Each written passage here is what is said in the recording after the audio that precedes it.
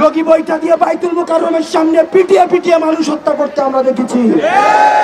ক্ষমতার স্বাদ পাওয়ার সাথে সাথে 2009 সালে আমাদের ফার্স্ট লাইন অফ ডিফেন্স দেশপ্রেমিক আমরা দেখেছি যে বিডিআর সদস্যদেরকে হত্যা করা হয়েছে।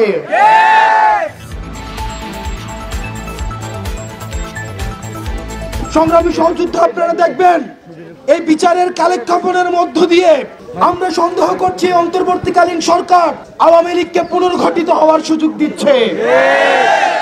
আপনারা দেখছেন অতীতের ন্যায় সন্ত্রাসী কায়দায় আওয়ামী লীগ বিভিন্ন জায়গায় চোরাগুপ্তা হামলা চালাচ্ছে।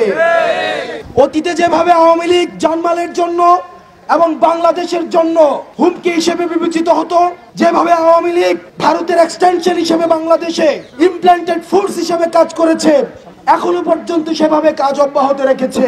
আমরা সন্দেহের চোখে দেখেছি।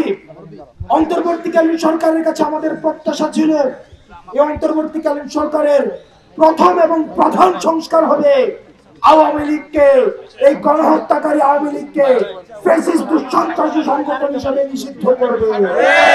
যেহেতু অন্তর্বর্তীকালীন সরকার দৃশ্যমান কোনো পদক্ষেপ নেয়নি এবং আমরা দেখেছি, আমরা বিভিন্ন সময় দেখি, আমরা তথ্য পেয়েছি এখানে বিভিন্ন তাদেরও অনিচ্ছা রয়েছে। আমরা উপদেষ্টাদেরকে বলতে চাই, আপনারা ছাত্র নাগরিকের আপনারা রক্তের উপরে দাঁড়িয়ে উপদেষ্টা হয়েছেন। সুতরাং আপনারা যদি মনে করেন আপনারা আপনাদের কোটচালের মধ্য দিয়ে আওয়ামী লীগকে আবার পুনর্বাসন করবেন, সেটির চেষ্টা হয়েছিল বিদায় আজকে আবার আমরা যমুনার সামনে দাঁড়াতে বাধ্য হয়েছে। ডক্টর মোহাম্মদ ইউনূস, আমরা আপনার কাছে শ্রদ্ধার সাথে আমরা আপনার কাছে বলতে চাই, শহীদদেরকে সাথে নিয়ে, শহীদদের পরিবারদেরকে সাথে নিয়ে, আহতদেরকে সাথে নিয়ে আমরা বলতে চাই আর কোনো টালবাহানা চলবে না। আপনি যে আওয়ামী লীগকে রাজনৈতিক দল বলছেন, আওয়ামী লীগ কখনোই কোনো রাজনৈতিক দল নয়।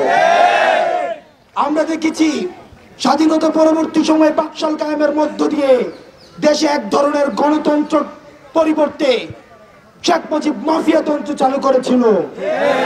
আমরা পরবর্তীতে দেখেছি আমরা শেখ মুজিব নিজস্ব বাহিনী দিয়ে জাসদের 30,000 নেতা কর্মীকে হত্যা করেছে। আমরা পরবর্তীতে দেখেছি কিভাবে নৃশংসভাবে আওয়ামী লীগের লুটতরাজের কারণে আমাদের ৭৪-এর বন্যায় 15 লক্ষ মানুষ মৃত্যুবরণ করেছে।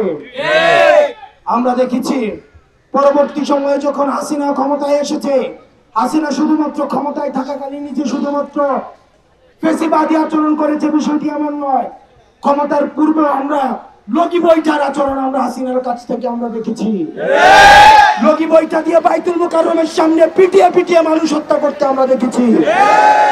ক্ষমতার স্বাদ পাওয়ার সাথে সাথে 2009 সালে আমাদের ফার্স্ট লাইন অফ ডিফেন্স দেশপ্রেমিক আমরা দেখেছি যে বিডিআর সদস্যদেরকে হত্যা করা হয়েছে।